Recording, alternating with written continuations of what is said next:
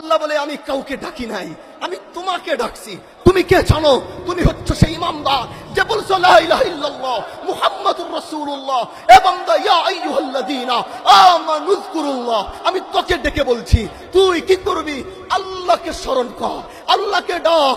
বলে কেন আল্লাহ এই কথাটা ইয়া আইয়ুহান নাস বলে কেন বললো না? আল্লাহ কেন ইয়া আইয়ুহাল্লাযীনা আমানু দিয়ে বললো? কারণ আল্লাহ চায় ইমানদার বান্দারা দুনিয়ার জমিনে তো এমনি কষ্ট করে।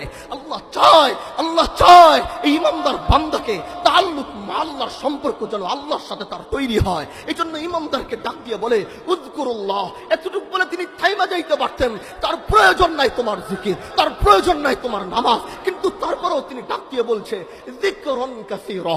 বান্দা ডাকবি, কিন্তু কম কেন ডাকবি? ডাকার সময় একটু বেশি তো ডাকতে পারিস। এই জন্য নিজেই বলছে যিকরুন কাসীরা, ডাকার সময় একটু বেশি বেশি করে ডাকবি। এবার আল্লাহ বলে বান্দা ডাকার সময় বেশি বেশি ডাকবি, আর তুই যখন চাবি দেওয়ার সময় আমি আল্লাহ তোকে বেশি বেশি করে দিব।